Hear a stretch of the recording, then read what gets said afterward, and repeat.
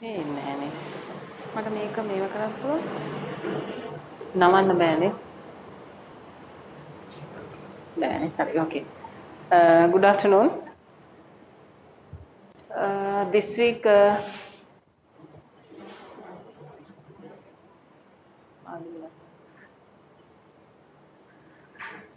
this week I'll be starting parity conditions, purchasing power parity. In the course, this is in the course outline, right? So far we have completed exchange rate determination. We discussed about the exchange rate market and balance of payment, and one topic Naomi Miss did in advance. I think exposures, exchange rate exposures, right? So this is again one of the important topic in international finance. Before that, I have an announcement that you all have, I think, got the results for corporate finance, right? If you have C pass or lower, right? C pass or lower, please contact myself before the exam at least, right? According to the guidelines, you have to pre-sit for the exam, right? Otherwise, because your average should be, I think you know that your average should be B minus, right? If you are pretty sure that you can score, good results for other subjects, you can get good marks for other subjects, there is no problem. Otherwise, you have to improve it. C plus will be a matter at the end. Therefore, make sure that you improve it and work for it. Please call me before the exam, right? Before the exam means not just 1 week before, even coming week you can call me if you have less marks. I mean C or less grade, right? Right, in this topic we will be covering what is arbitrage and the law of one price, purchasing power parity, Fisher effect, international Fisher effect, interest rate parity, and the relationship between forward and spot rate, right? So using the equation for purchasing power parity, we can understand the relationship between forward rate and the spot rate, right? Then currency forecasting. Right, what do you understand by purchasing power parity? Simply, purchasing power parity.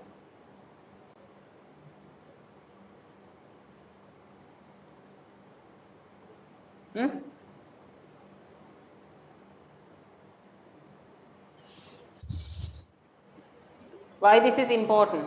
Why purchasing power parity is important? Why there should be a parity?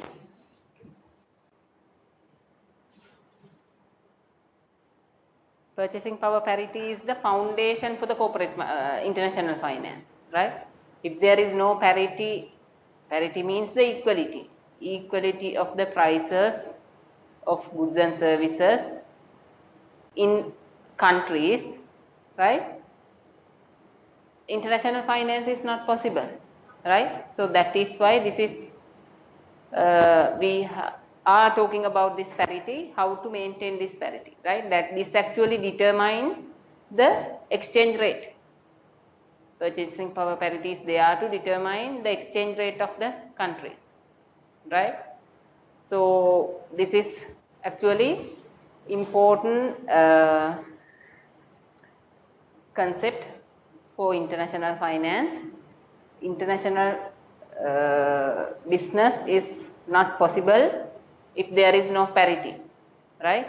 So we assume that, assuming that there is a parity, we do international business, but it is actually not there. We know that. That is why there are arbitrage opportunities, right? That is why there are arbitrage opportunities exist. What do you mean by arbitrage? In corporate finance and capital structure, we discuss arbitrage, right? Here we are talking about the currency arbitrage. If there is no parity, equality, what we can do? We can purchase from the low market where there is a low price, right? Low market means price is low, right? We can sell in a market where there is a higher price. You can come forward, right? So that is what the arbitrageurs do. They buy low and sell high. They try to take the advantage of price differential in two or more market. Arbitrage is the practice of taking advantage of price differences between two or more market. How this arbitrage relate to the purchasing power parity?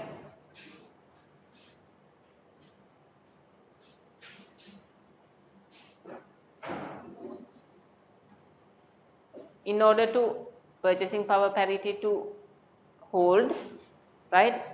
To hold the purchasing power parity, there should be no arbitrage opportunities. Therefore, we have to understand what is arbitrage, right? There shouldn't be arbitrage opportunities if PPP to hold, purchasing power parity to hold, right? So that's why we should understand what is arbitrage. Arbitrage is the practice of taking advantage of price differences between two or more market, right? Arbitrageurs, what they do, they take the advantage of price differences, right?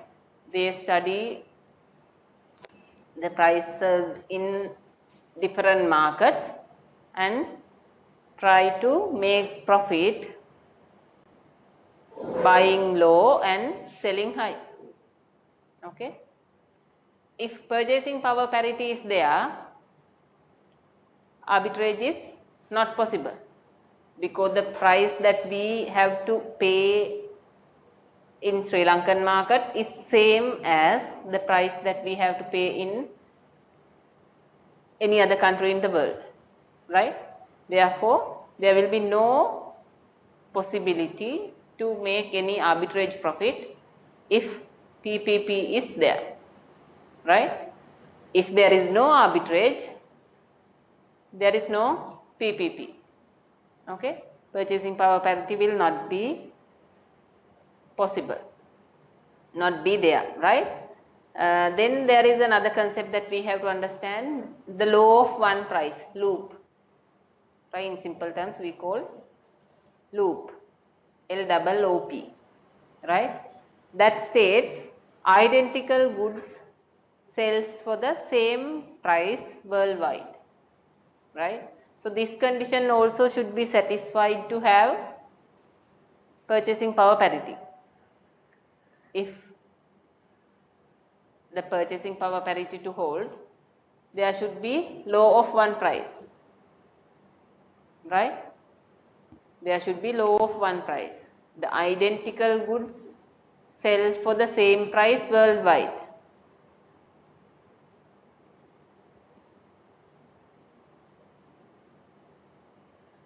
If the identical goods sell for different prices in other countries in the world, in different countries in the world, what will happen? There is no loop, right? That means there are arbitrage opportunities, right? There are arbitrage opportunities.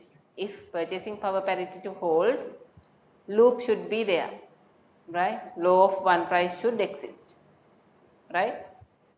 What do you mean by a law of one price? Say for example, in Sri Lanka you pay 1,000 rupees to buy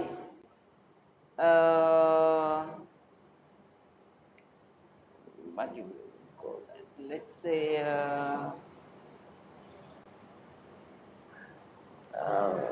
famous wristwatch, right? a branded wristwatch you can buy in Sri Lanka for 1000 rupees, right?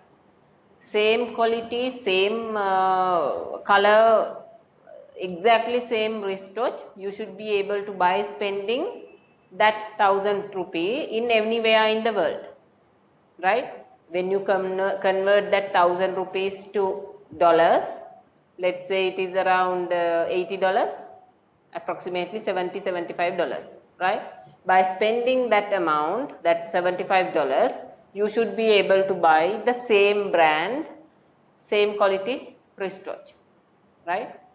So there is a loop, law of one price. Law of one price exists. Identical goods sell everywhere the same, right? So if purchasing power parity to hold, law of one price should be there. If the law of one price break, it will lead to arbitrage opportunities, right? It will lead to arbitrages to make profits, which means that purchasing power parity will be violated. Okay? So theoretically we say that. Practically this is not happening. There are arbitrage opportunities, right? So central banks and other financial institutions always trying to, I mean especially the central bank, try to maintain this by adjusting the exchange rate, right? So only the weapon that they have in the international business to maintain this law of one price is the exchange rate, right? So they can change their country's exchange rate with the other country in order to maintain this law of one price, right? If they fail to do that, so they will be opening some opportunities for the arbitrageurs to make profit, right? So which will not be healthy for the economy, right?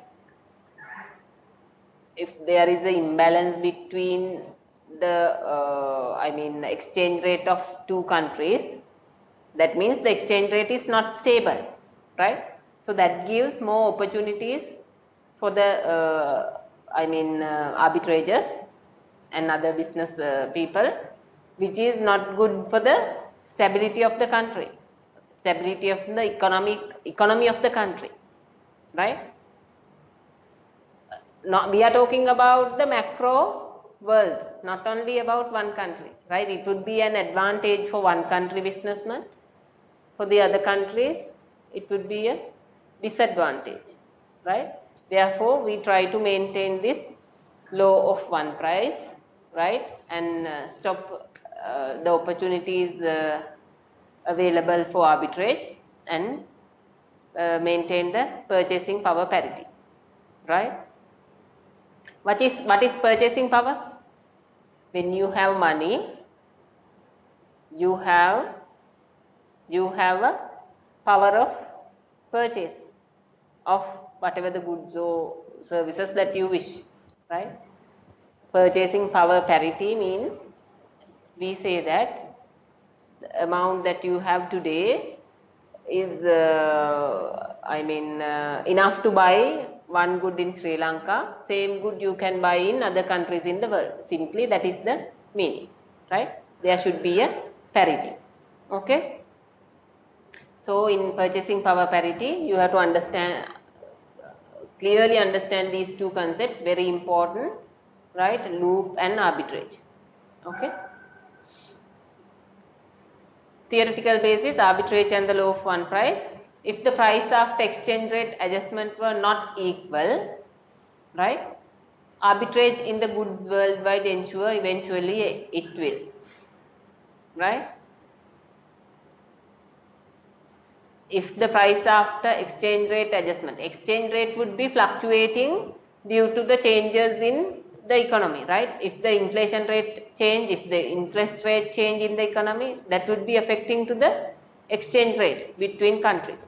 So if that is not equal, if the exchange rate, if the price of the product after the adjustment of exchange rate were not equal, right? So it will be providing finally the arbitrage opportunities for the arbitragers to make some profit, right? That is what we discussed before, right? There are some goods, right, that we cannot see the law of one price exist, right? These are some examples which are called non-tradable goods, right? There are some non-tradable goods. For those goods, law of one price does not exist, right? One is haircut, right? If you go to a salon nearby the university, right, for a haircut, I mean for a boy, they will be charging about 100 rupees per haircut, approximately. That is the average rate, 100 rupees per person, right? For a normal haircut, I am talking about not that with different complicated fashions. Just for a normal haircut, they will be charging 100 rupees. Okay.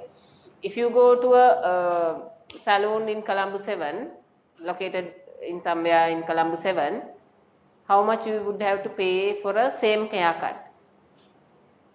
More than 1000 they would be charging, right? Sometimes even though you refuse to take other additional benefits that they offer, for a normal haircut they will be charging around 1000 rupees. So can we expect to have the same price everywhere, even in Sri Lanka? No, even in the same country, the price for this kind of products, of this kind of services, are not same, right? If you go to other country, for example, if you go to UK or USA, these are the most expensive services, right? Echira. Ahenne. මොකුත් එහෙම වෙනසක් පේන්නේ නෑ messages නෑ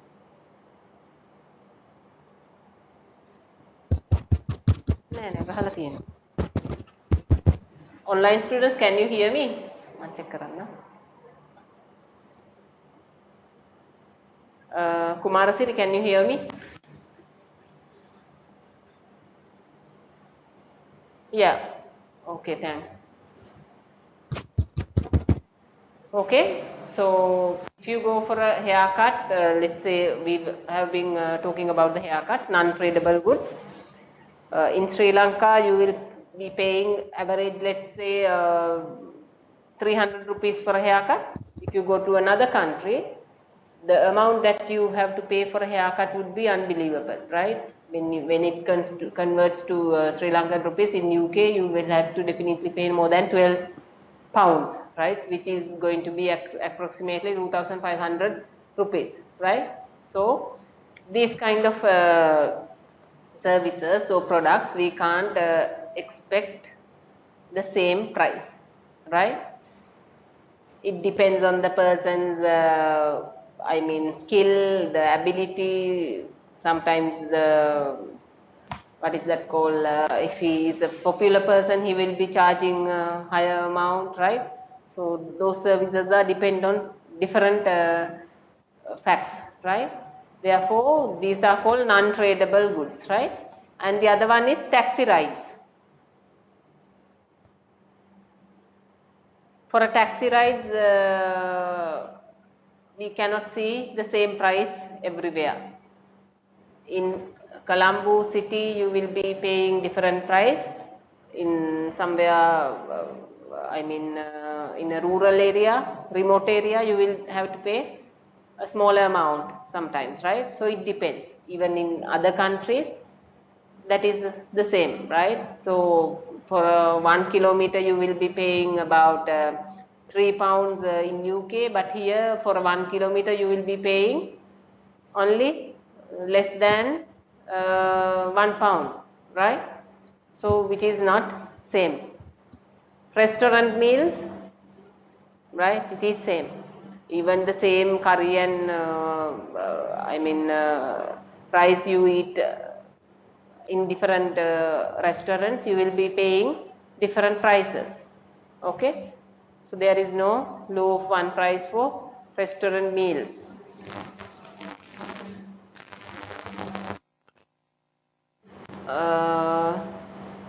Apartments, apartments, it is again depend on the location, right? So apartment, if you go nearby the university and in the Colombo city and somewhere else, would be different. It does not depend on the square feet, right?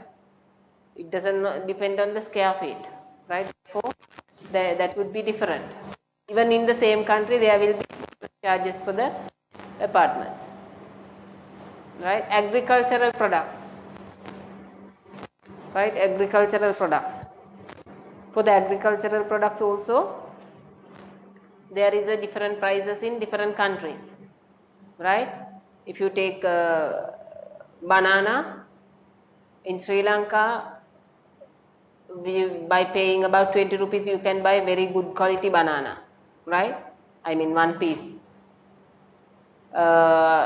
In other countries, it would be different, right? Sometimes it is less than 20 rupees in Sri Lanka, right? So for the agricultural products also, there is no law of one price.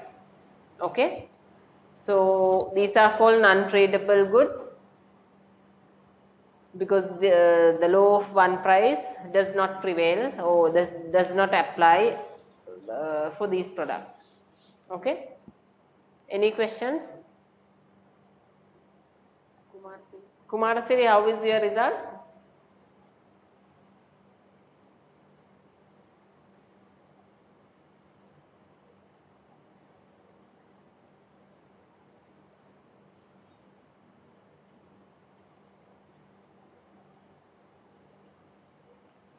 Okay, good. Right.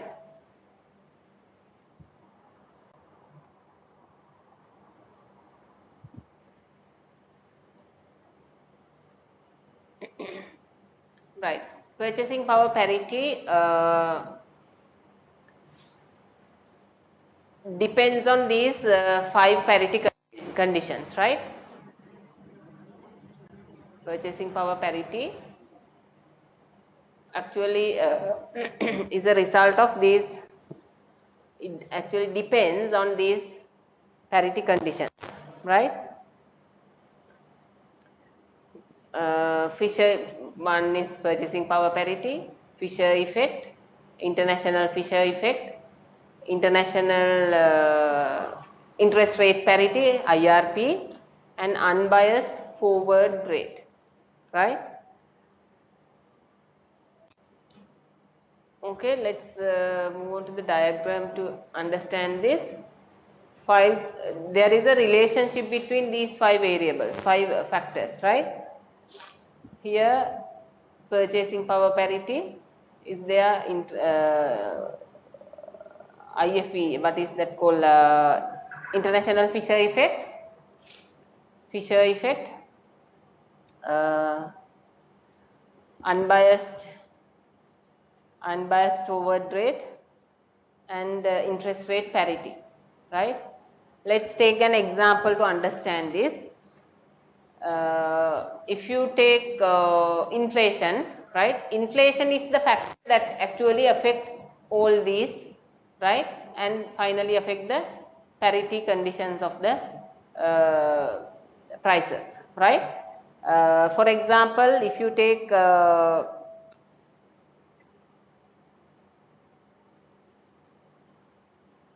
yeah, let's say inflation in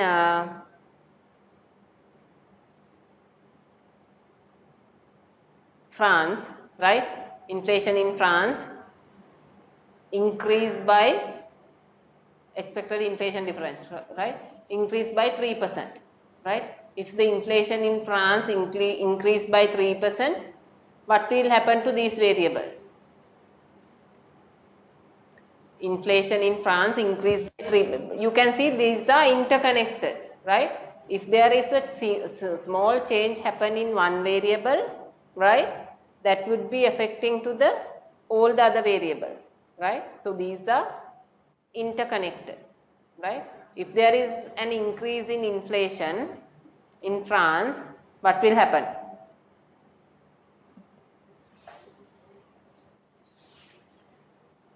Right? Their inflation, before that inflation increased by 3%, it was stable, right? That was what is that called? Exchange rate between two countries was stable, right? Say the other country would be US, right? In France, inflation increased from 3%, right? If the inflation in France increased from 3% than US, right? Than US, what will happen to the forward discount premium?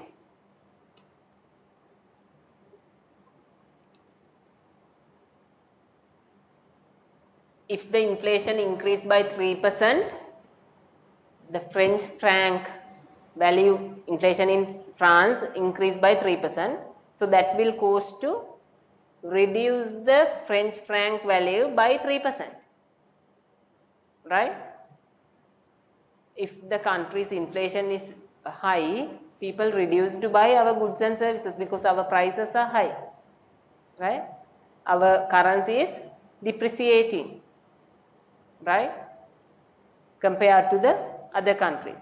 So the currency value will be declining by 3%, right? Relative to the other countries, we always compare with the other countries, right?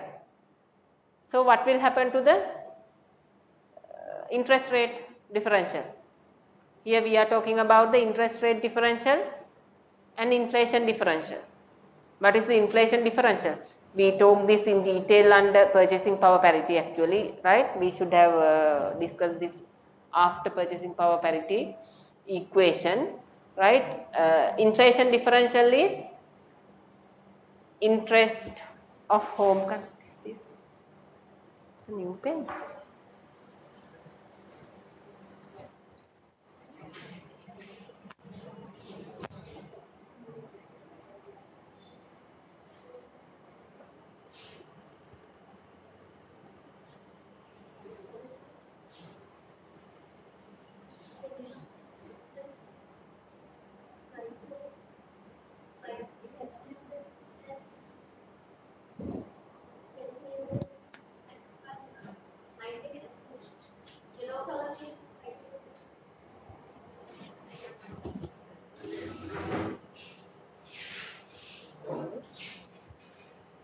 All right.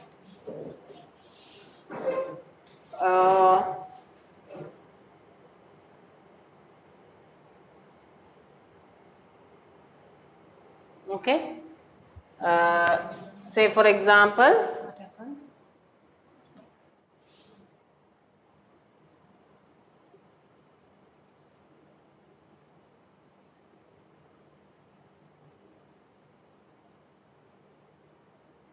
Yeah, we were talking about interest rate inflation differential, right? Inflation of home country, right, minus inflation of foreign country. This is called inflation differential. Okay. Home country is France and foreign country is US. Okay. So interest rate differential also the same. Difference, if there is a difference in the inflation between two countries, that will lead to change the exchange rate, right? So if the exchange rate change, and that would affecting the parity, right? So this starts from basically from here, change in inflation, right? increase in inflation of one country would be decreasing its value of the currency, right, compared to the other country, right. As a result of that, that would be affecting to the all these variables. Okay. So we discuss interest rate parity in detail, right, in the next week, I think. Yeah, next week we will be doing that. All the parts we will not be able to cover. But this is the summary of this session, right? So all these variables affect the parity of the, purchasing power parity of the countries, right? That actually starts from here. If there is a change in inflation, if there is a change in inflation differential, that would be affecting the exchange rate. If that affect to the exchange rate, that will cause to have a interest rate differential as well, right? Okay. So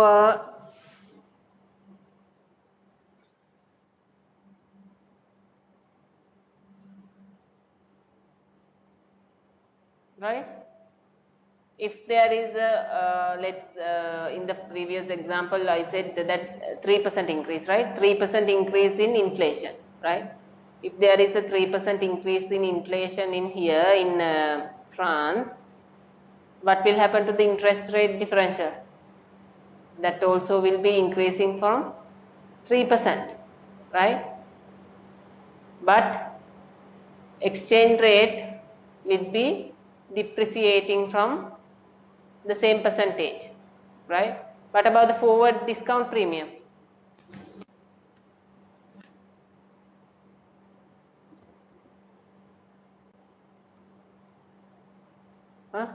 So our exchange rate would be 3% lower. People will not be entering into any forward contracts for a higher prices because we have an inflation in the country, right? So our exchange rate premium would be declining from 3%. Okay. So what will happen to the parity? It will be affecting to the parity, right? As long as the system rectify this matter, the increase in inflation differential, right? There will be no purchasing power parity, right? That this will take long time. This will settle in the long run, right? If simple change happen, it will take long time to recover, settle back to the normal. You understand? Okay. Right.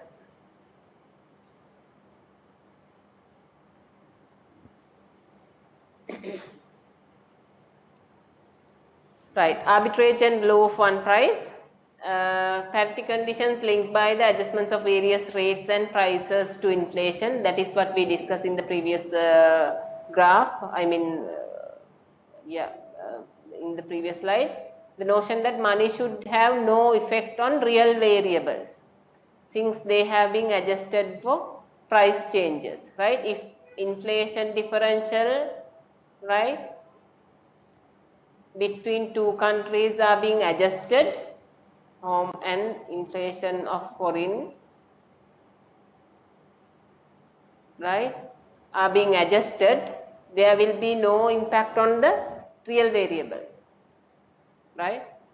So in the long run that will happen.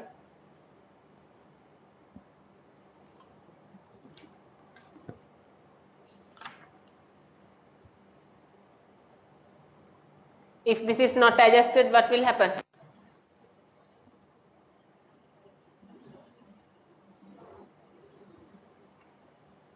Say for example, there is an inflation differential between two countries. it provides opportunities for arbitrage, right? So loop does not exist, law of one price does not exist, that means it provides opportunities for arbitrage. Okay. Inflation and home country depreciation jointly determined by the growth of domestic money supply relative to the growth of domestic money demand. This is again, if there is an inflation in the home country, what will happen to the currency? Currency value will be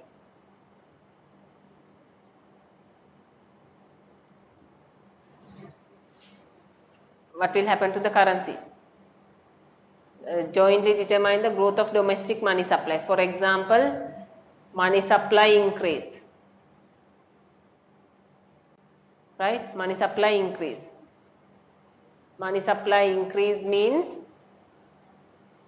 there is a imbalance in the economy, right? This is greater than money demand, right? Supply has increased, which is greater than demand, right? So there is an imbalance in the economy, right? So this should be eliminated, otherwise it will affect to the exchange rate of the country, right? Due to the inflation, home currency depreciation happens, we know that, right? If there is an increase in the domestic money supply, growth in domestic money supply, that will cause to make again the imbalance between money demand and money supply, which means that our goods and services, this will lead to, there are so many consequences of increase in money supply, right? Increase in money supply means increase the price levels, right? So increase in price levels means our exchange rate, that would be definitely affecting badly to the exchange rate, right?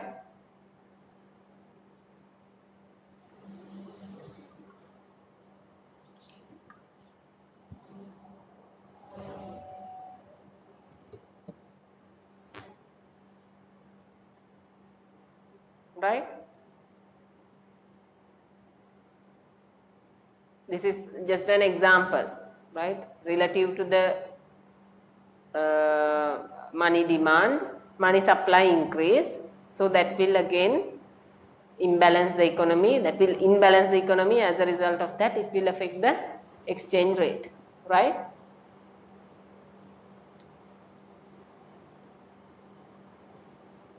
Yeah, law of one price enforced by international arbitrage, we have discussed that.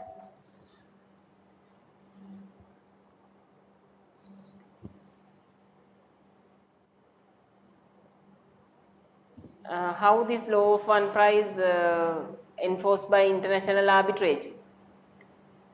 In modern economy, all the buyers and sellers have all the relevant information to take the decision. On time they get the all the information required to take the decision, right? So as all the informations are freely available, right, they can do buy low, sell high, right? They can buy low and sell high.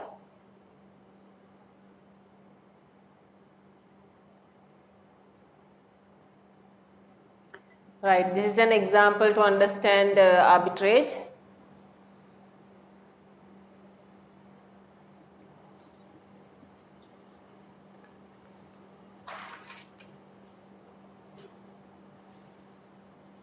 Suppose the current exchange rate is 1.82.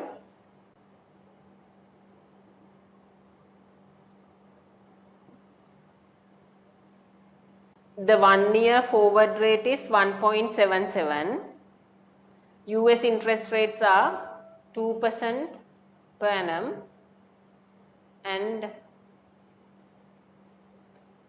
UK interest rates are 5% per annum, right? Explain how an arbitrator could make money if his transaction costs are 0 and if he can both borrow and lend at the interest rates given above, then how large would transaction cost have to be to prevent him from making money from arbitrage? Exchange rate is $1.82. That is the spot rate, right? So this is the current exchange rate means the spot rate, right? Which is called, let's say, S0, right? S0 is current rate $1.82. To buy £1, you have to pay $1.82, right? So you have to take the decision. When you take the decision, definitely you have to use the spot rate. Okay, you have to buy using the spot rate. So 1 year forward rate is 1.77 and interest rates per annum is 2% in US. You have to decide from where to buy and where to invest. UK interest rate is 5%, right?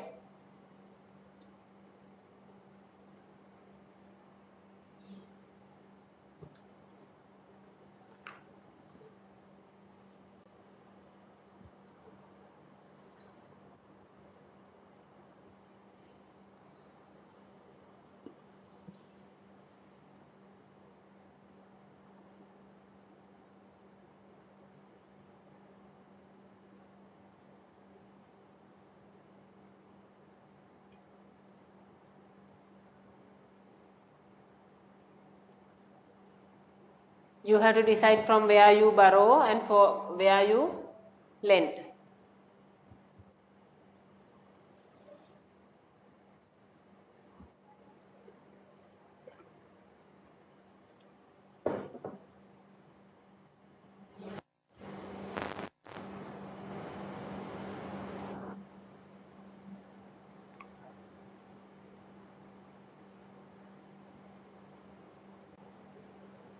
Vitanagi, have you tried? Sorry, Kumarasiri, have you tried?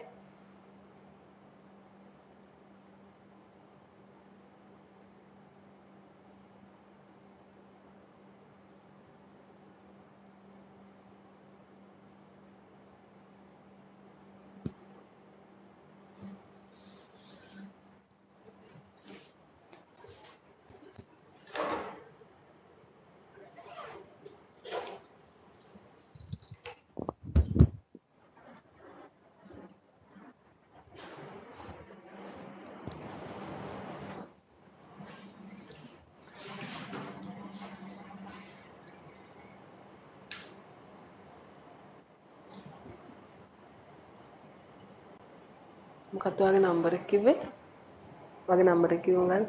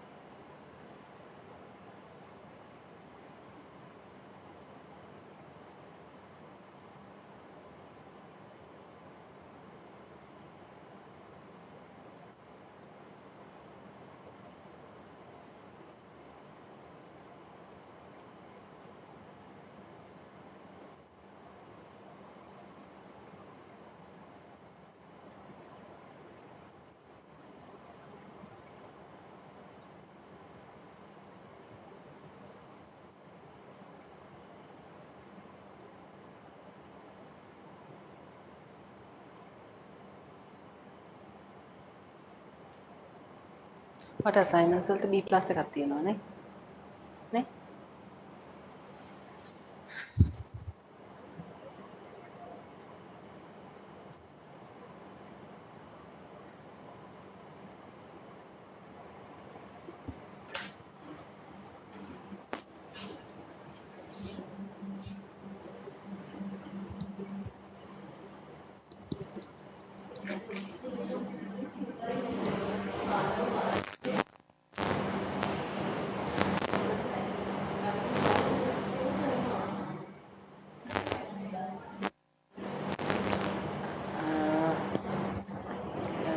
අපි දුන්නා එකක්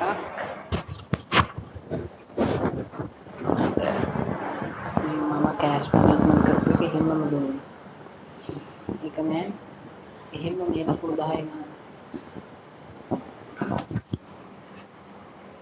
Right. Have you tried? Kumarasiri, did you get the answer? Where we have to start, from where we have to start the investment? Right? It's a very simple exercise to understand how arbitrage works. Right here,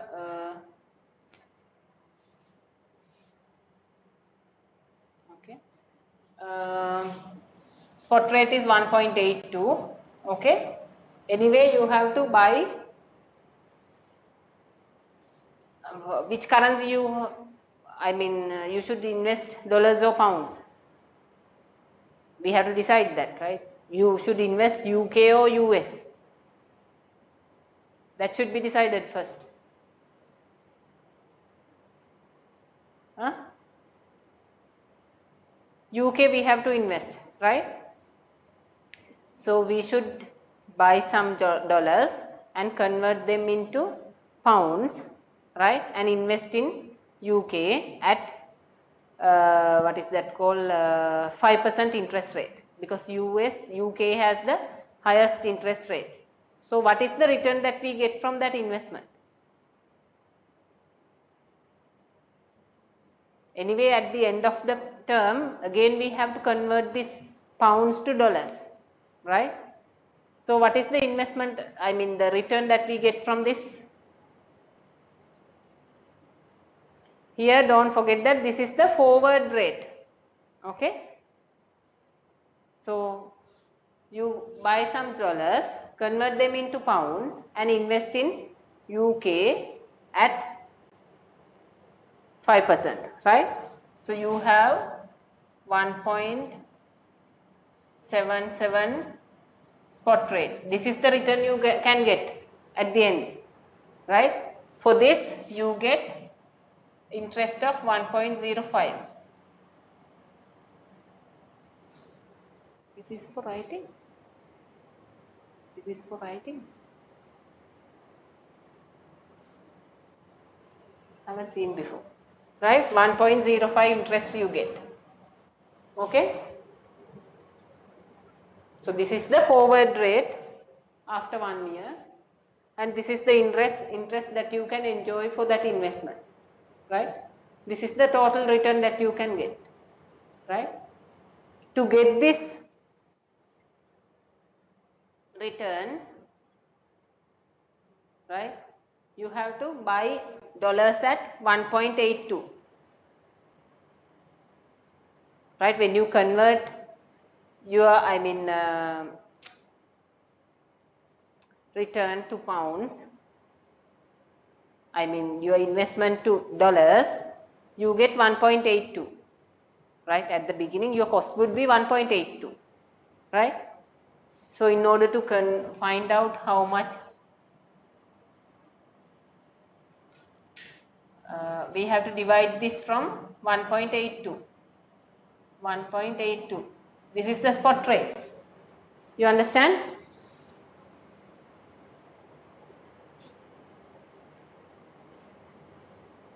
Okay. That is the spot rate, right? Then from this is the return, this is the spot value. From this value, we should not forget that when we borrow from US, we have to pay the interest on borrowings, which is going to be 2%, right? So we have to pay the interest of 2% for our borrowings, right, which is going to be 1.02. Okay, deduct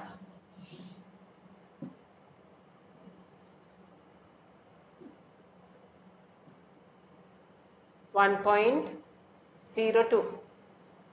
So this is the return that we can enjoy from this investment. 1.77 times 1.05 divided by, so this is division, divided by 1.82, because this is the spot rate at that time, and we have to deduct the expenses on interest, 1.02.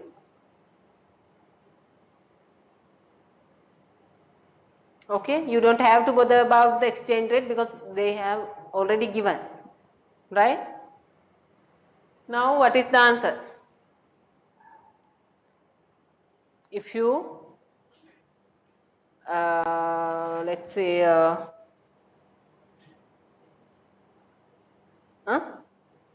if you borrow $1, 1 pound, which is equal to 1.82, no?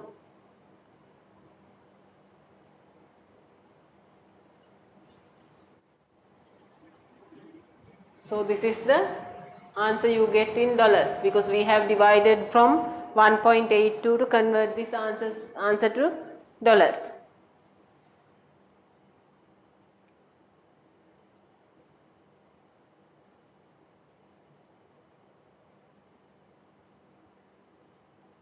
What is the answer?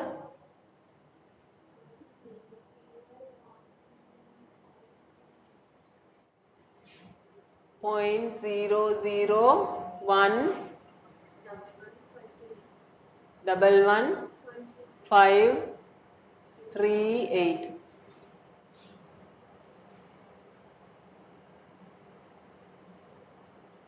538,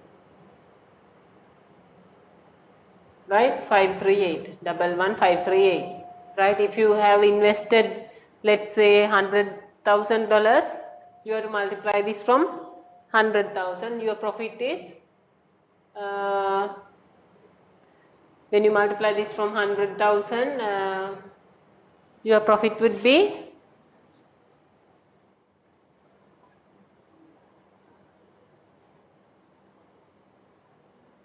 115. Profit would be 115, right? 115.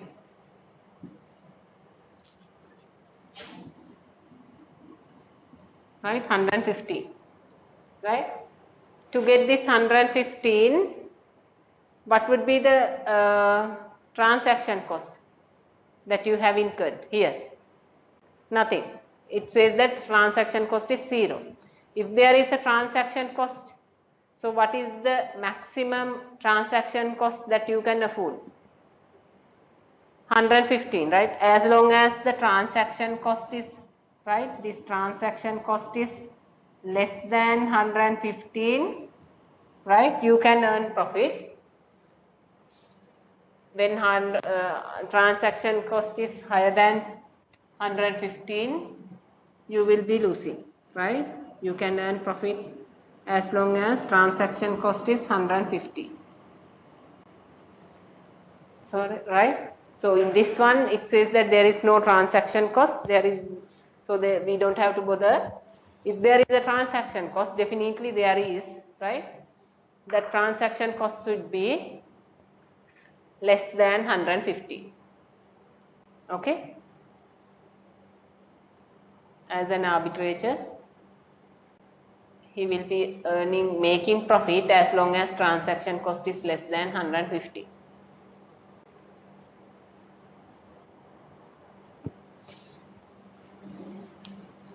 Right? Any question? Kumarge, have you tried it?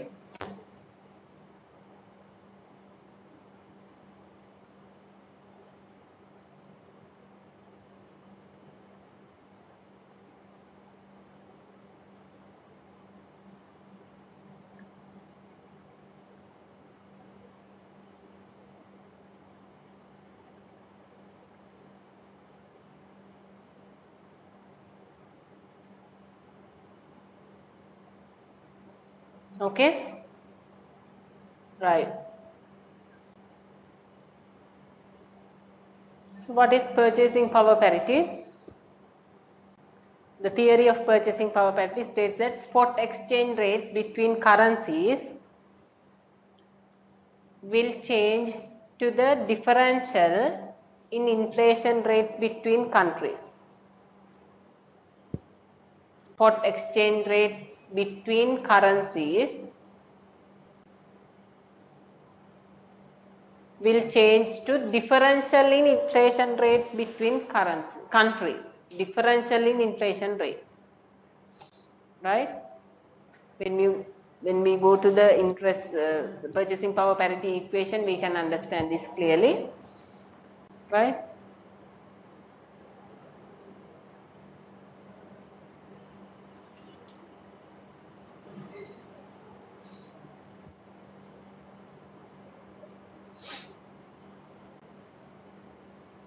What is this differential in inflation rates? The same thing that we discussed before, right? If there is an inflation rate differential between two countries, that will definitely affect the parity condition because it affects the exchange rate between two countries, right? So purchasing power parity states that spot rate between currencies will change to the differential in inflation rate between countries. So purchasing power parity we can see in two different ways, right? Absolute purchasing power parity and relative purchasing power parity. In absolute purchasing power parity, it explains what should the current exchange rate be, right? What should the current exchange rate should be is explaining in absolute purchasing power parity. Price level adjusted for exchange rate should be equal between countries, right? So absolute purchasing power, it is based on the price levels, right? Absolute purchasing power based on the price levels. This word is important, right? Price levels. So one unit of currency has the same purchasing power everywhere in the world, globally. Okay? So what should be the current exchange rate be? What should be the current exchange rate? That is uh, the current price levels. Okay? In relative purchasing power parity, that is how the exchange rate should change. That is talking about how the exchange rate should change. This is based on the price differential, right? The other one based on the price levels, right? This one depends on the price changes, right? Reflects the changes in the price levels, right? Of two countries. State that the exchange rate of one currency against another will adjust to reflect changes in the price levels of other countries, right? That is called relative purchasing power, right?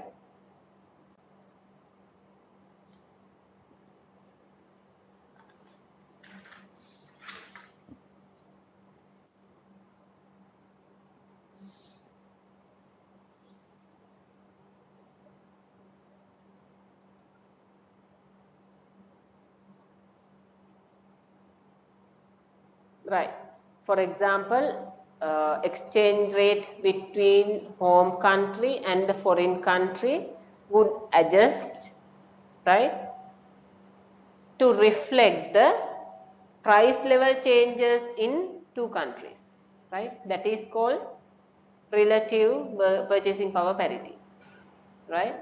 Exchange rate between the home country and the foreign country would adjust to reflect the changes in the price levels, right? Which is called relative purchasing power parity, right?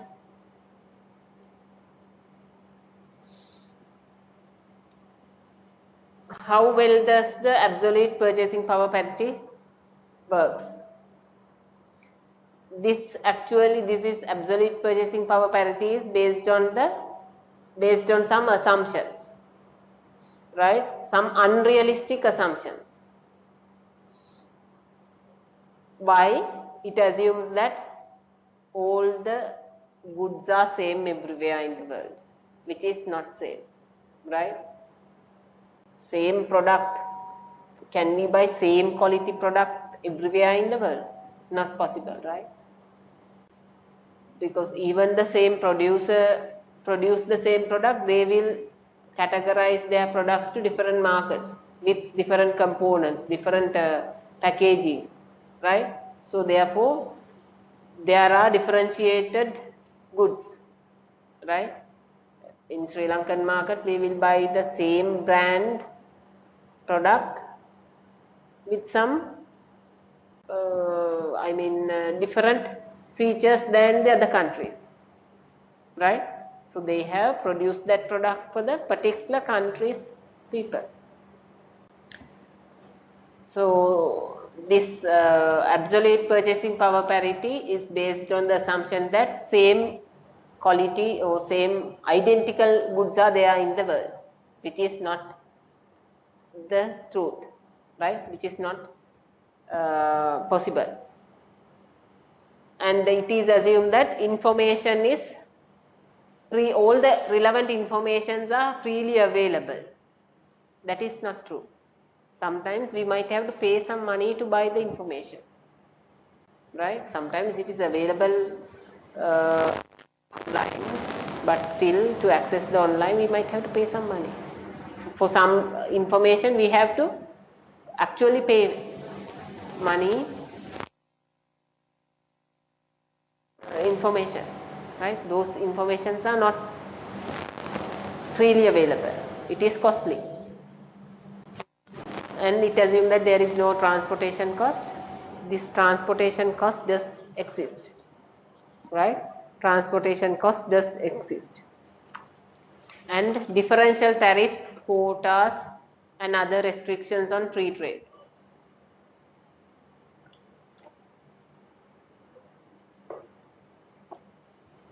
If you compare two countries, their tariff rates, free trade restrictions, right, are there, right? Free trade, policies are different. Therefore, this is based on some unrealistic assumptions. Okay. But the relative purchasing power parity, that is talking about the differential in or the change in price levels, right? That is talking about the change in price level, right? It says that the exchange rate between two countries should reflect the changes in the price levels, right? Therefore, that is based on more realistic assumptions. It allows for the changes, right? This is the approach used more commonly in the today's world, the relative purchasing power parity.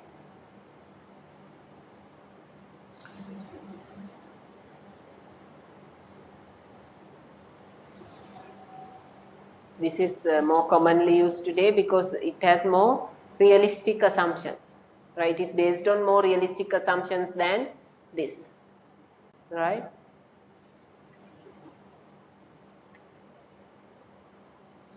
Yeah, again a simple example.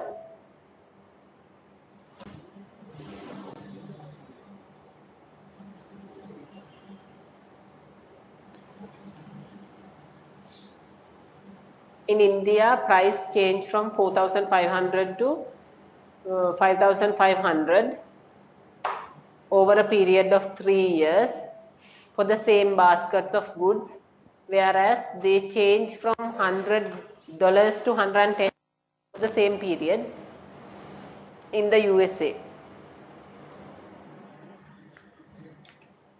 What was the initial exchange rate, that is S0. What is the expected exchange rate after 3 years?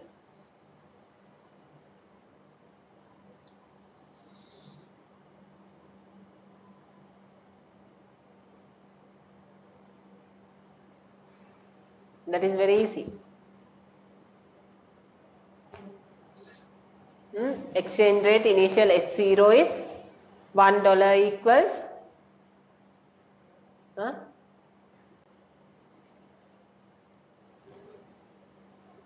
we have to compare these two.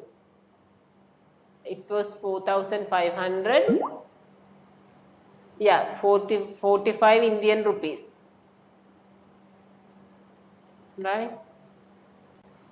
And what is the expected exchange rate after 3 years? S3, 5,500 is equal to 110. Right? Which is going to be 50 rupees. $1 equals 50 Indian rupees. Right? Okay.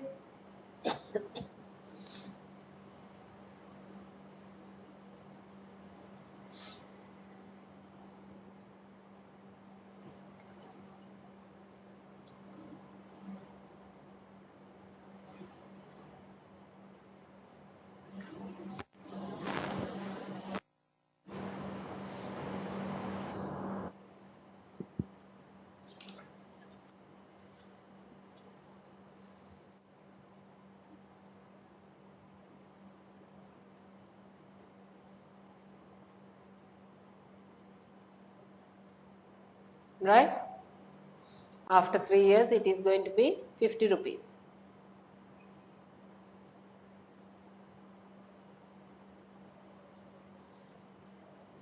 This is the equation for purchasing power parity. In mathematical terms, we can say E0 is the spot rate, ET is the future spot rate, home inflation and foreign inflation, right? T is the time period, right?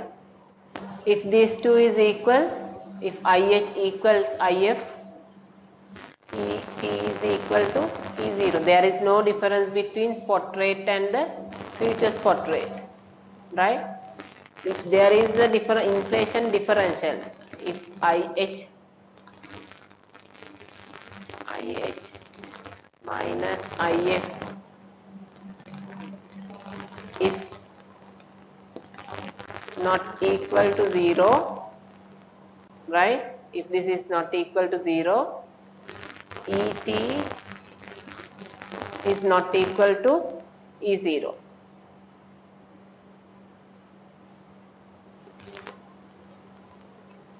Right? Is not equal. If this is equal to 0, these two is also equal. What does this mean actually? There will be a change in the future spot rate due to the inflation differential in the countries. If we can adjust, if we can manage this inflation differential, if we can control, if we can stop this inflation differential between two countries, right, we can have a constant spot rate, right? There will be no impact on the spot rate if there is no change in the inflation differential between two countries. Okay, so this is the equation for purchase.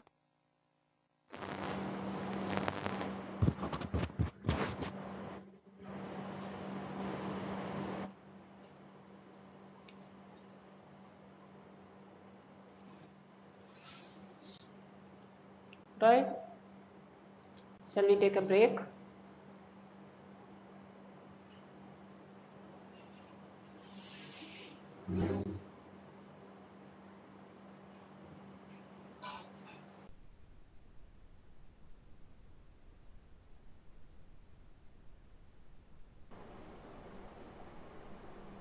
Right. Shall we start?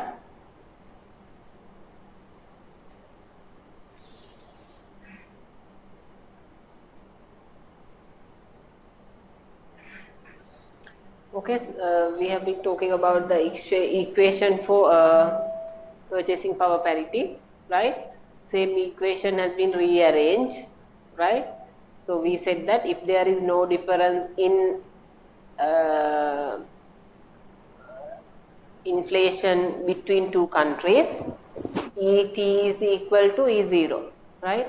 The difference in ET occurs due to the inflation differential occurs in the two countries, right? If purchasing power parity is expected to hold, then the best prediction for the 1 period spot rate should be 1 period spot rate is equal to E0, that is the spot rate, the current spot rate, times 1 plus, we have rearranged the same equation. The equation that we had before was this, no?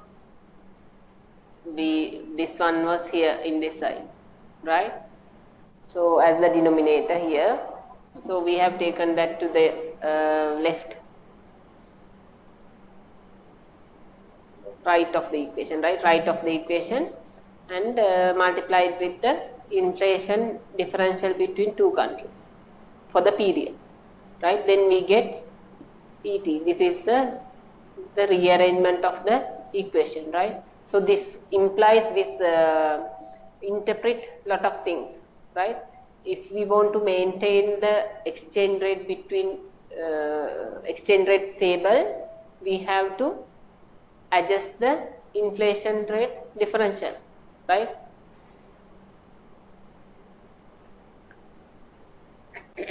Right. So this is again a more simplified version of the same equation, right? ET divided by E0 is the inflation differential between home and foreign, right? As long as this side is equal to 0, right? If this is equal to 0, right? If this is 0, then this equals to this side will equal to 1, right? The left hand side of the equation will be equal to 1 if this is equal to 0. Okay, more simplified but less precise, that is the percentage change should be approximately equal to the inflation rate differential.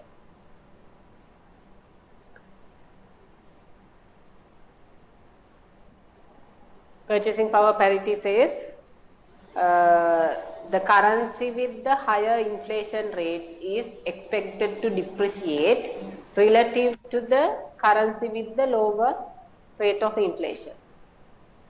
Currency with the higher inflation rate, right?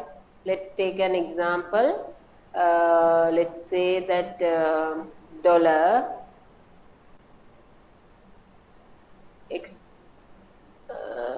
dollar price of the product has increased from 100 to 103.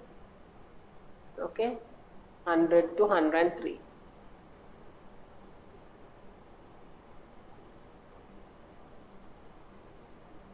Okay, dollar 103. Before you paid 100, now you have to pay 103. Okay.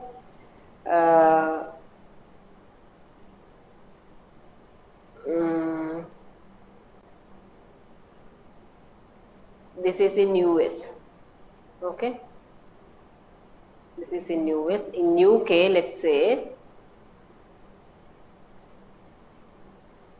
for the same product you paid only let's say, sorry, pounds.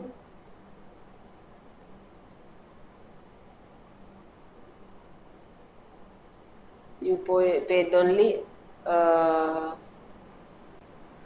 let's say 86 pounds, right?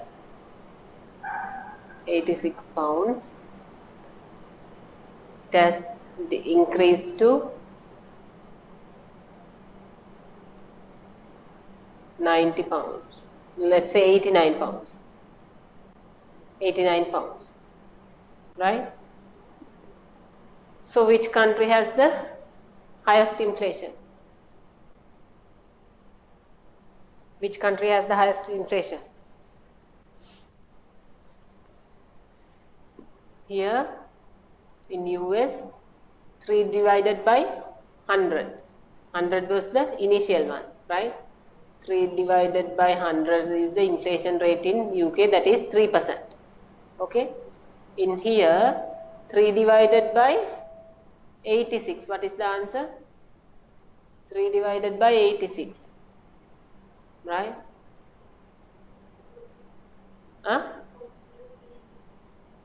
That is 3%, 3.4%. Right? So, UK has the highest interest, highest inflation, right? So this says currency with the higher inflation rate is expected to depreciate relative to the currency with the lower rate of inflation. In UK, if you take the inflation rate between these two countries, by paying one, we can get the inflation rate, exchange rate between these two countries as well, no? Right? So now the exchange rate also has changed, but when it comes to the inflation rate is higher in UK, right? This purchasing power parity says if the country has the higher inflation rates, it is expected to depreciate the currency relative to the other country, right? So it is obvious, right? We know that if the country's inflation rate is high, their currency exchange rate would be depreciating, because it will lead to increase the interest rate in the country, right? So price levels will be increasing, right?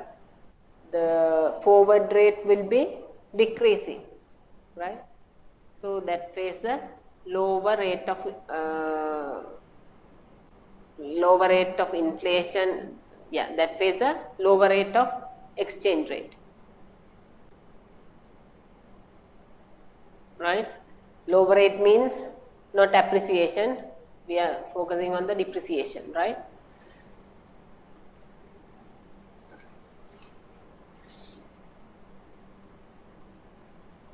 Real exchange rate, the quoted or nominal rate adjusted for a country's inflation rate, right? That is the real exchange rate.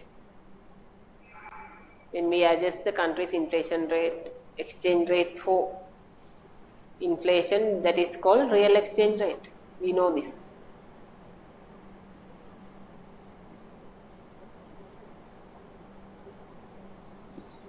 If there is a change in the real price levels, there will be no impact on the exchange rate, right?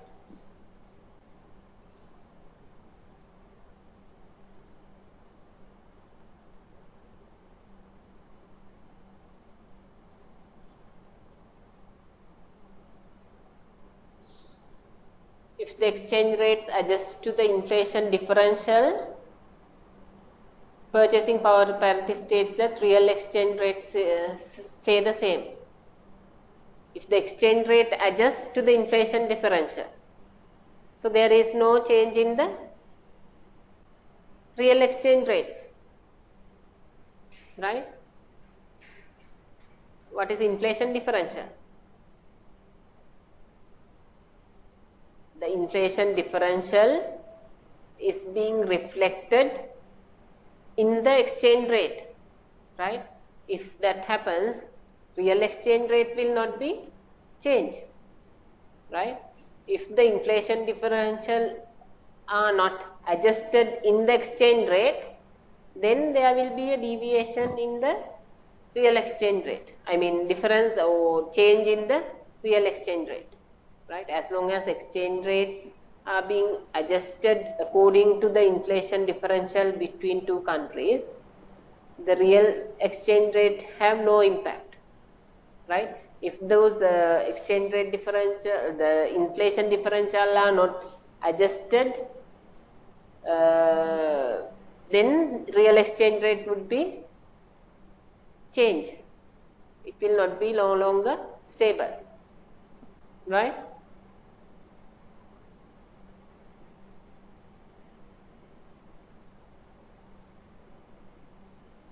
Real exchange rates, competitive position.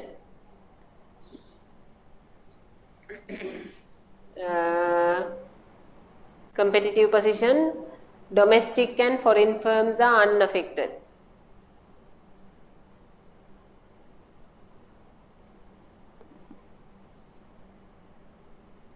Yeah, if the inflation rate is fully adjusted to the exchange rate, there is no impact on the domestic and foreign firms. Same thing, right? There is no problem for the competition, right? If one country's if one country's exchange rate change only, it will be providing arbitrage opportunities, right? If that exchange rate is always offsetting, always adjusting based on the inflation differential, right? Then there will be no impact. Impact is zero, right? It will not be affecting to the domestic or foreign firms, right?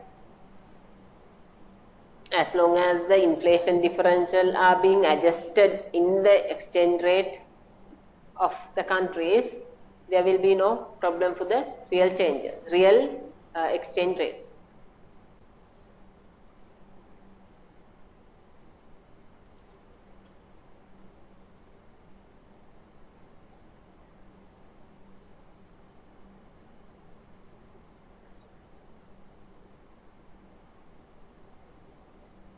There is an example on loop. Two countries,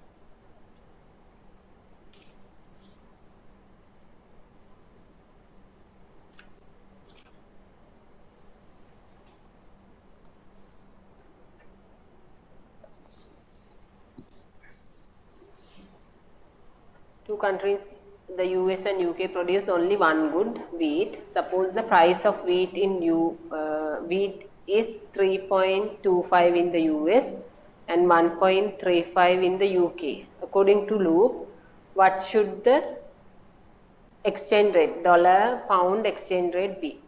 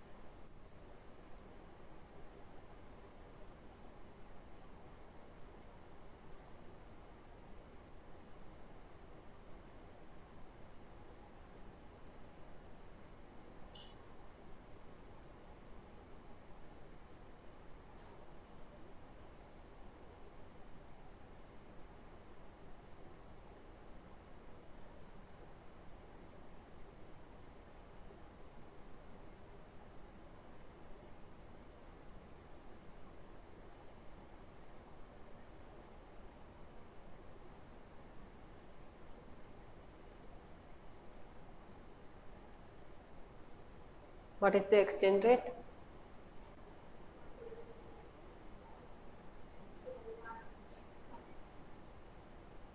$1 equals 415 pounds.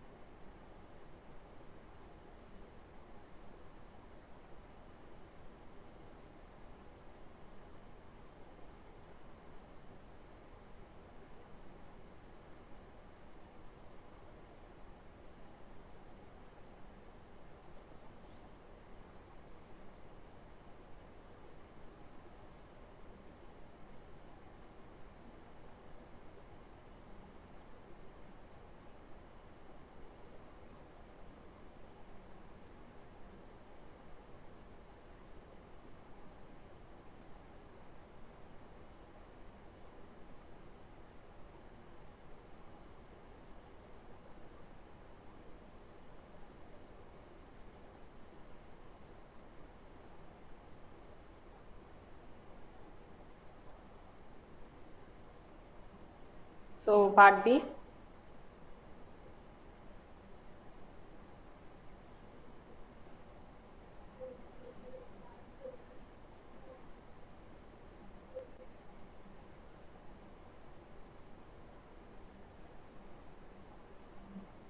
Hmm?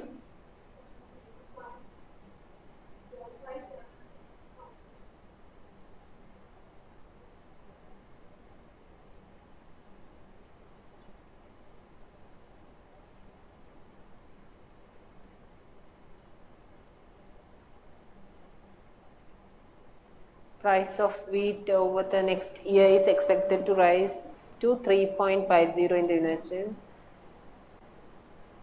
Forward rate, yeah, 0.45.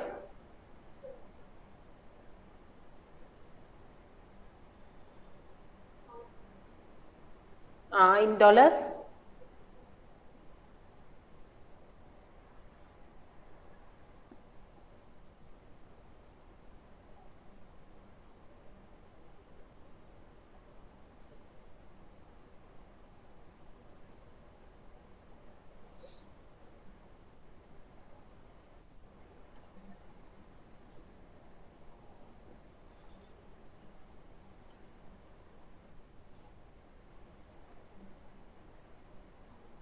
yeah, 2.1875 or something, right? Yeah. So next part is the question actually. If the US government impose a tariff of $0.5 per bushel on wheat imported from UK, wheat is the maximum possible what is the maximum possible change in the spot exchange rate that could occur?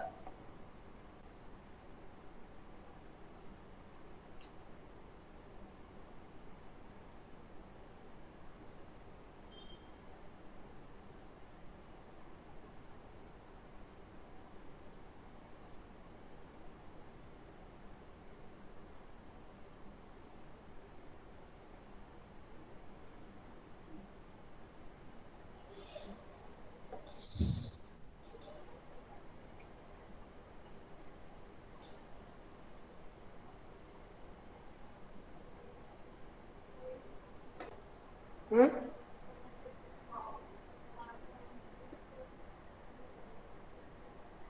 So first you have to think about what will happen to the exchange rate.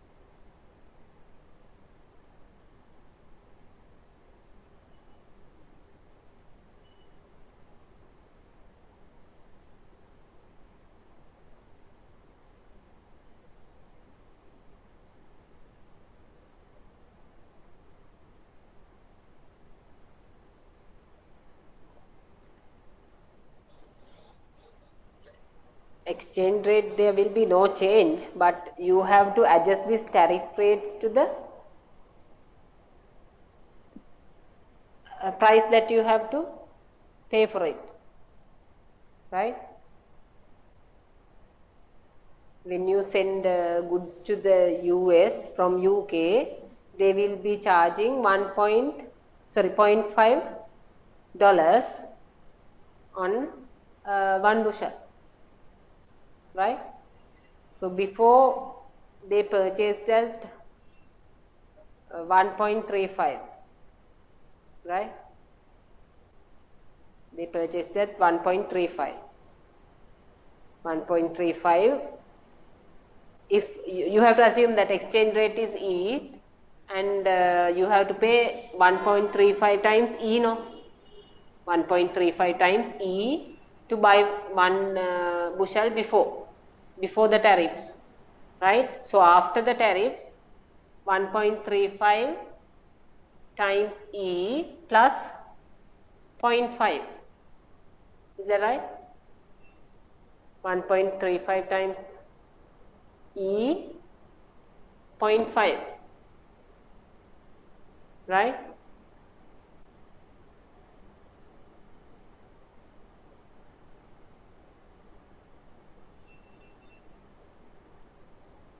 Okay, you understand? Now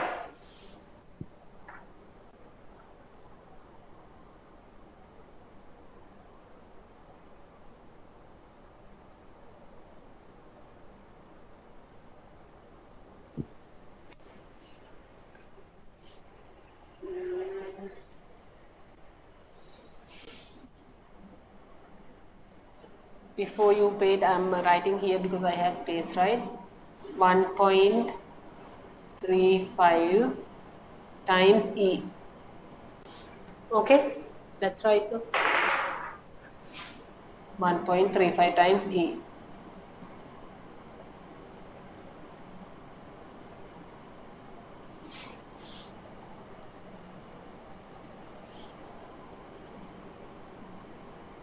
Right? So now on top of that you have to pay 0.5 dollars, right? 0.5 for the 1 bushel, right? The question is, if the US government impose a tariff of 0.5 per bushel on wheat imported from UK, what is the maximum possible change in the spot exchange rate that could occur, right? This is the amount that you have to pay now, okay? When you export from UK to US, you have to pay this much times exchange rate, multiplying by exchange rate, no? And 0.5 dollars, right? This should be equal to what?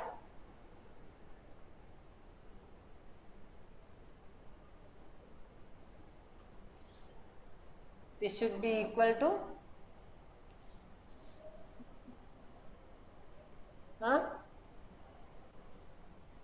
3.25, right? 3.25.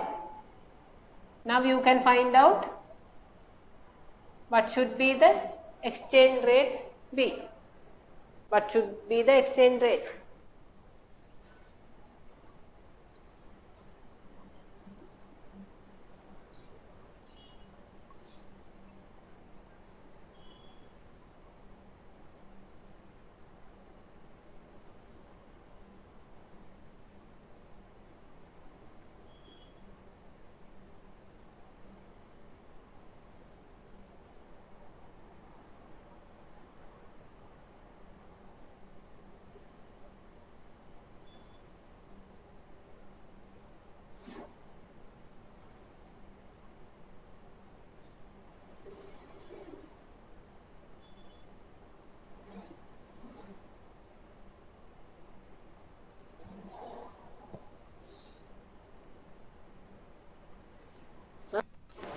What is the answer?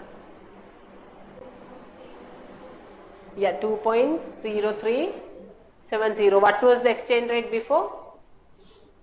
2.03.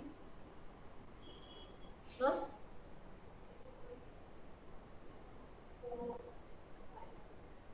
03003.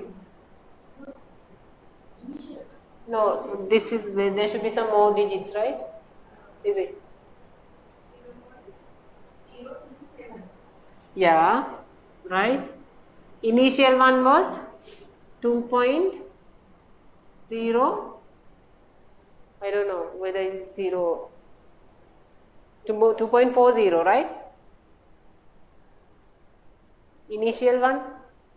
What was the initial one?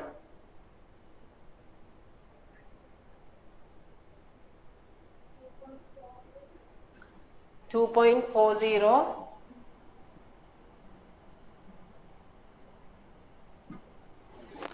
2.4047. Okay. Now this is the exchange rate. This is the current one. This is the previous one, right? So what is the difference? Then you deduct 2 point. I don't know. I have no space to write. 2 point.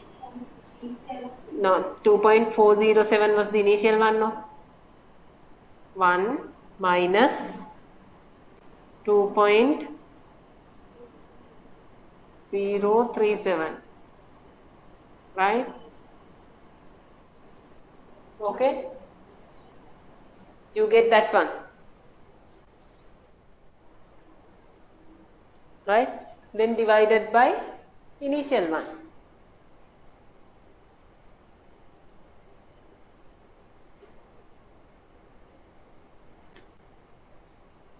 This is the initial one, right? This is the exchange rate after imposing the tax, right? So what is the difference between these two?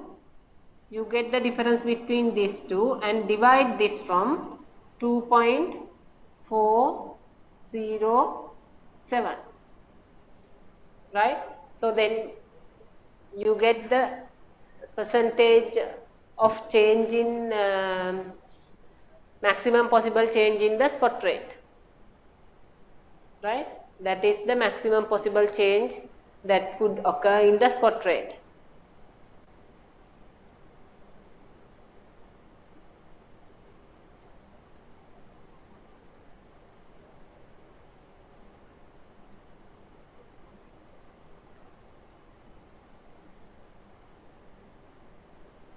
What is the answer?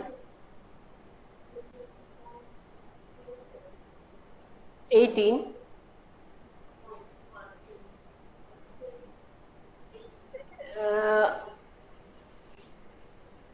You have not taken all the I think decimal places. I got 15% something, right? So approximately my answer is that 15% 38. Yeah, you got that? Yeah, 15% 39. So Kumarasiri also got the same answer. Okay. So due to the tariff, exchange rate has a there is an impact on the exchange rate, right? Actual exchange rate.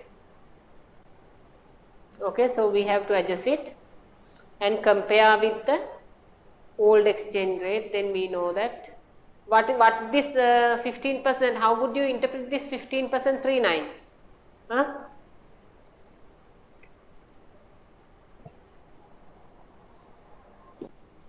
Mm.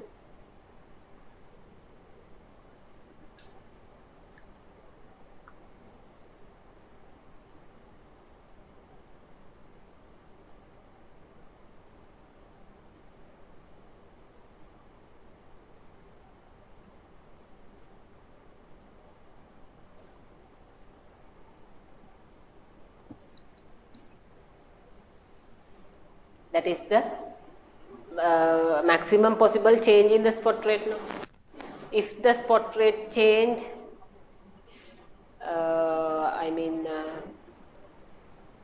beyond this percentage, what does it imply?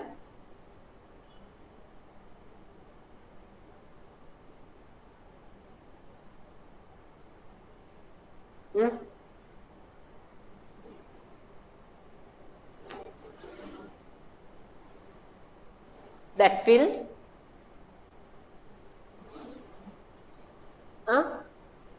will allow that make more arbitrage opportunities, right? If this rates go more than that. Okay, so what we did here, we equalize even after the tariff, right? This is what we did. We assume that even after the tariff, we still can be with this exchange rate, right? Then we compare the old exchange rate and the new exchange rate. Okay. If that go beyond that 15% 39 means there will be more arbitrage opportunities, right? As long as the exchange, there is a possibility of fluctuating exchange rate, but if it is fluctuating more than that due to any reason, it would be tariff, it would be inflation, there will be arbitrage opportunities for the arbitrages. Okay.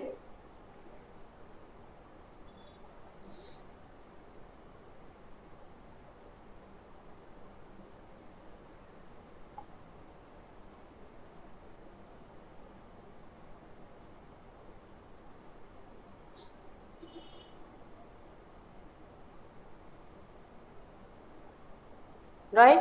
Any questions from this? You might understand now, but if I repeat the same question at the exam, you are not answering, right? That is the question. So what you have to do, you have to practice the same question again and again. Then you sometimes, then only you will be understanding the actual concept behind this, right? If you understood the concept, there is no point. There is no problem. So you are safe, right?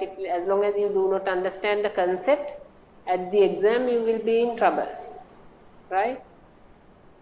I don't know whether Professor Tilakaratne talk about the papers, how you have answered the papers in this morning session. It was so bad. Some of you have not even answered the straight away questions. The questions that we have asked directly from the theories, right? Even they have not done the calculations. So we actually do not understand in which area you are good at, whether you are doing well the theory or whether you are doing the calculations well, right? So that is actually a dilemma that we face now. Okay, so you have to work at home. We know that everybody is working, everybody is busy, but you have to spend some time for this. At least 2 hours a day you have to spend for your course. Otherwise there is no point of spending your money. Okay, so make sure that you understand the concept. Sometimes by just referring the handouts you will not be able to understand, right? For that you have to refer a book, additional book, or so many resources are available, reading materials are there, right? So make sure that you understand the concept before, at least before the exam, right?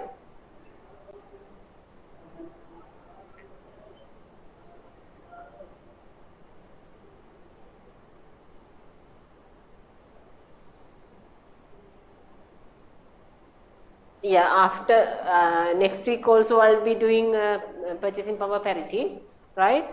Then from all these 6 or 7 topics that we covered, there will be midterm test, right? before the midterm test, I'll be doing a revision class, right? 1 hour revision class, 1.5 hours. So remember that your assignment is we have given you an assignment, individual assignment for 20 marks, right? Make sure you post those assignments on time, right? If you have posted it late, that will cause to reduce your marks. And for corporate finance also, I want to remind you that you have to make a presentation as well, right? Either online or physically, you have to attend the lecture, and you have to make a presentation, right? When is the presentation?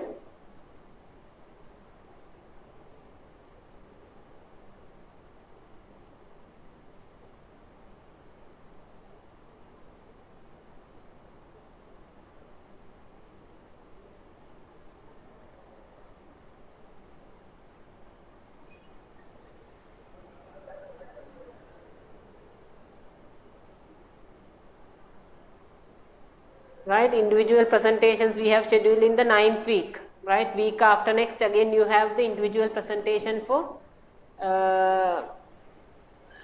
advanced corporate finance as well, right? This is just a reminder that I don't know whether Tilakaratna remind in the morning. So just to remind you that you have individual assignment presentation, individual presentation in the 9th week, right? We are in the 7th week now, okay, for advanced corporate finance, right? Okay.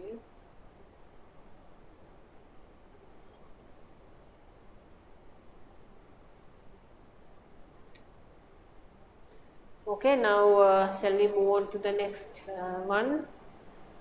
Fisher effect.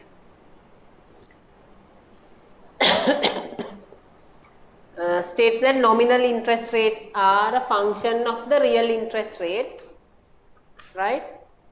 And the premium for inflation expectations, right? This again explains what is the nominal interest rate. Nominal interest rate consists of real interest rate plus a premium for inflation. That is obvious, right? We know that, which is called Fisher effect, right? For example, if real interest rate is 3%, right? And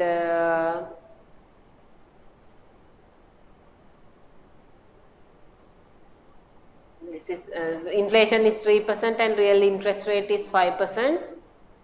Nominal interest rate is 8%, right? So nominal interest rate is the combination of real interest rate and the premium for inflation, expected inflation, right?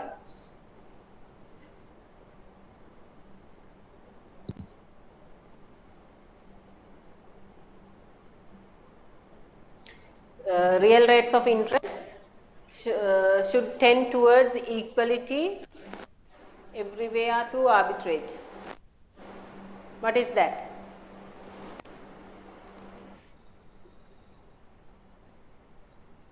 Should tend towards equality everywhere through arbitrage. Everywhere in the world, real interest rates are equal. Otherwise, it will lead to arbitration. If the real rates are not equal in two countries, that means it opens for arbitration. Arbitrage profit is there, right? Arbitrage opportunities are there. For example, if expected real returns in Sri Lanka is higher than the expected real returns in some other country, India or Bangladesh or UK or USA, so people will be investing more in Sri Lanka, right? So real returns should be equal, otherwise there will be an arbitrage opportunity. with no government interference, nominal rates vary by inflation differential. What is that?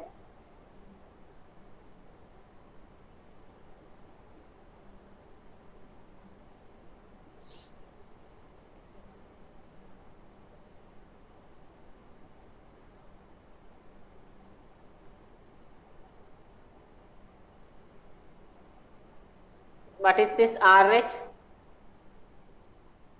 RH is the real rates, differences in the real rates, right? And IH is the inflation differential, right? If these two is equal, nominal rates are equal, right? So what is the government job? I mean at the central bank, what they do?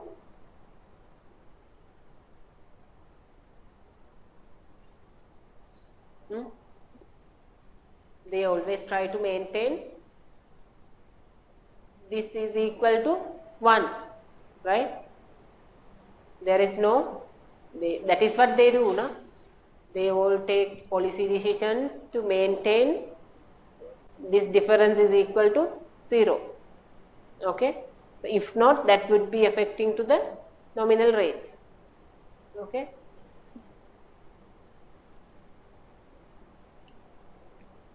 According to the Fisher effect, countries with higher inflation rates have higher interest rates. That is obvious, right? If the inflation rate is high, because it's a interest rate depends on the inflation rate, right? So for example, if we take inflation differential and interest rate differential between two countries, okay?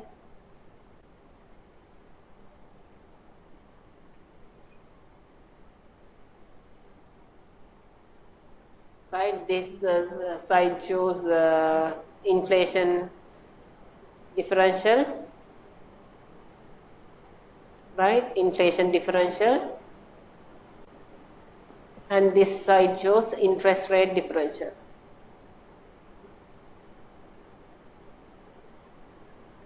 If this is equal, where's the parity line? So it goes through the origin, right? It should be a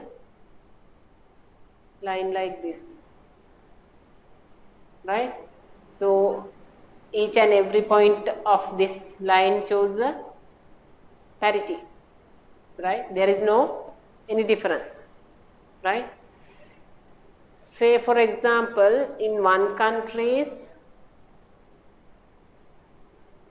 inflation differential and interest rate differential is somewhere here, right? Let's say this is the point that we consider. Let's name it point C, right? Let's say at this point inflation differential is 4, right? And interest differential is 6, right? Interest differential is 4 and interest differential is 6, right? So what will happen between these two countries?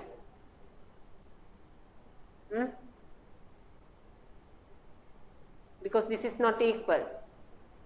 One is 4, the other one is 6. This is inflation differential, okay? No, interest differential, right? Interest differential is 6. Interest differential.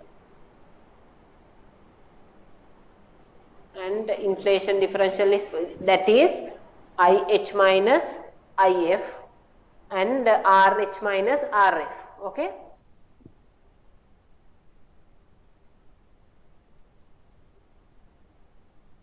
inflation differential 4. So what will happen?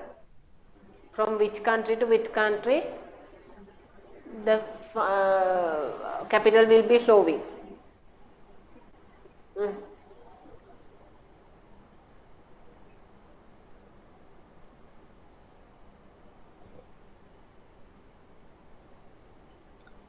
Here in this point, interest differential is 6, right?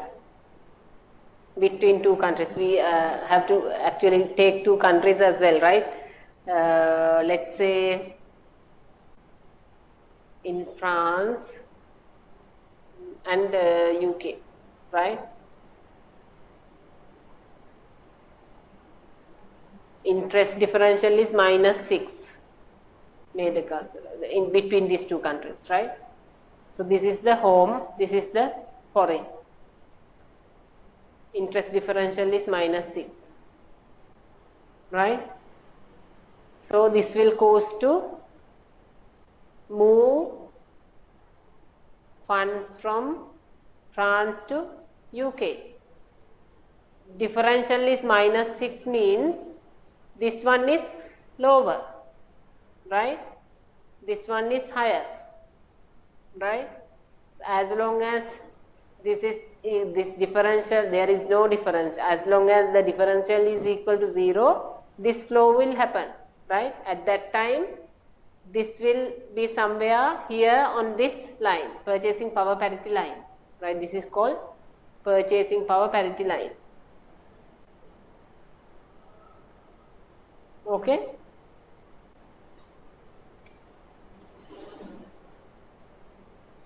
So this says countries with higher inflation rates have higher interest rates. So if you take the other one, inflation, France between these two is -4. Let's say -4, right? This is -6. This line, this side shows the minus, no? So this between these two is -4 means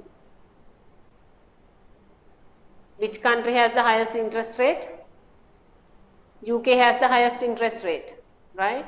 And obviously UK has the highest inflation rate as well, right? So countries with higher inflation rates have higher interest rates, right? So from this one we can understand that.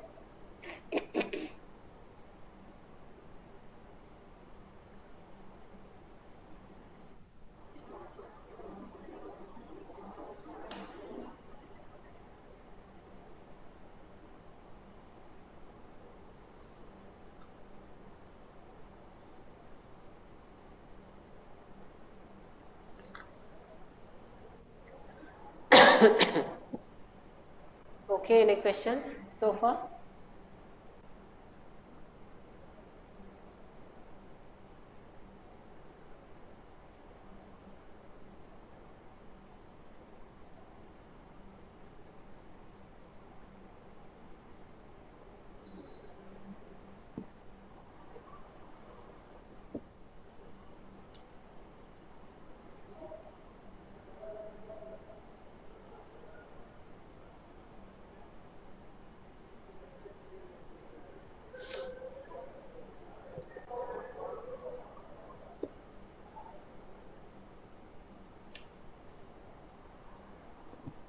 Due to capital market integration globally, interest rate differential are eroding. What is that? So there is no change in the real rates because of the differential are eroding. Interest rate differential are eroding means real rates would be 0. I mean differential in the real rates would be 0. Capital markets are integrated now and every information is quickly available for decision making, right? So that this makes the interest rate differential 0, right?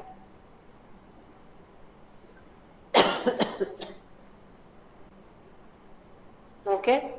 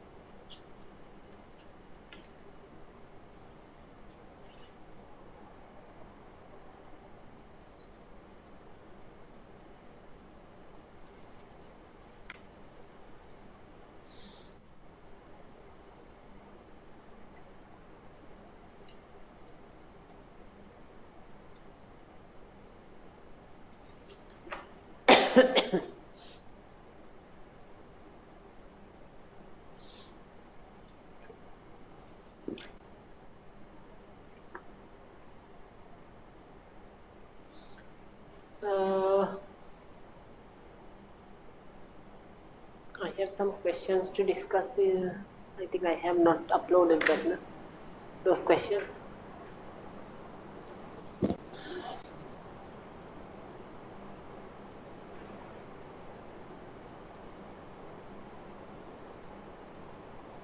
Right, any questions so far?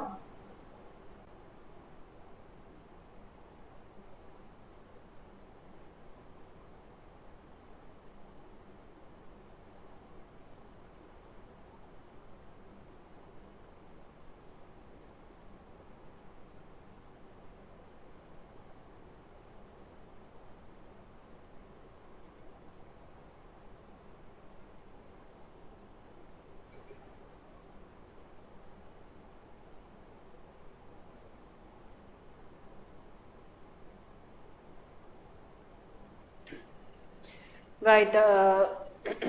Next one is international Fisher effect. Before going to that, actually I have discussed too many things today, right? So next week I will be covering international Fisher effect and interest rate parity theory, right? With some questions I have actually not posted that in the LMS. I have the questions here but have not posted. There is no way to share it as well, so I will stop now.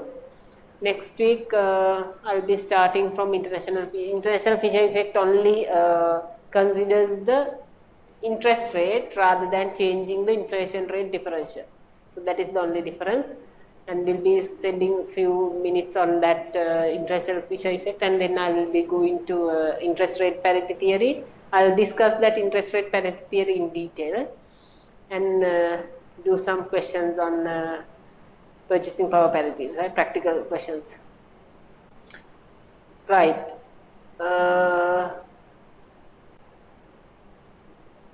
Okay, then I'll stop now. See you next week.